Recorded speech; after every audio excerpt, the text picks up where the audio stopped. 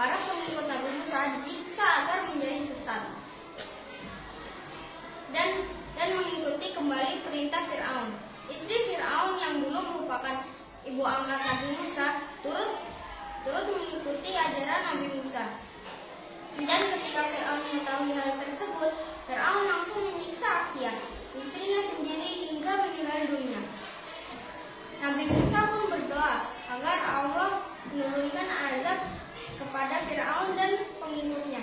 Dengan segera negeri Mesir dilanda kemarau panjang yang sehingga tanaman gandum milik kerajaan Fir'aun gagal panen. Banyak pohon-pohon dan hewan yang mati, disusul badai yang merobohkan rumah-rumah mereka. Dan wabah penyakit melanda di mana-mana.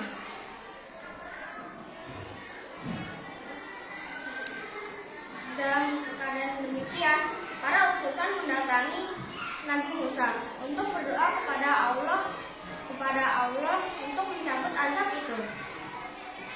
Nabi Musa bersedia berdoa jika Fir'aun berjanji akan membiarkan kaum Bani Israel dan Nabi Musa pergi dari kota Mesir.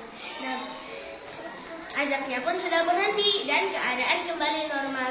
Tetapi Fir'aun malah mengingkari janjinya itu. Kaum Bani Israel yang dipekerjakan sebagai budak dan buruh tetap dipekerjakan di Mesir dan tidak ada yang dibebaskan satupun. Dan masih banyak pengikut Nabi Musa yang disiksa. Kemudian turunlah wahyu dari Allah agar Nabi Musa dan kaumnya itu pergi dari kota Mesir. Nabi Musa dan kaumnya itu pun pergi dari kota Mesir saat malam hari agar tidak ketahuan oleh Fir'aun. Namun pada akhirnya Nabi Musa dan kaumnya itu pun tetap ketahuan oleh Fir'aun.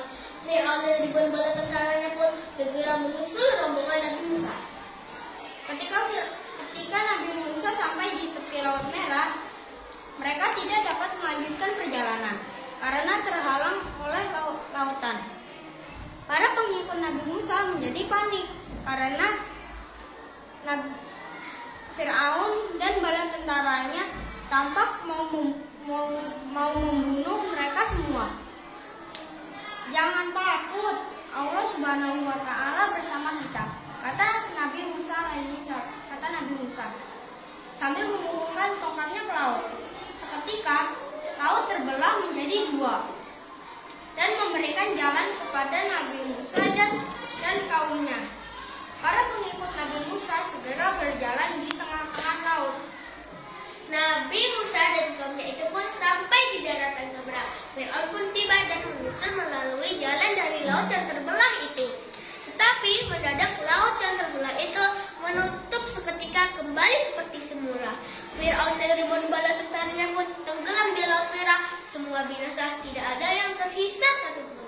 Demikianlah kisah Nabi Musa membelah Laut Merah yang membuat Raja Fir'aun tenggelam di dalamnya.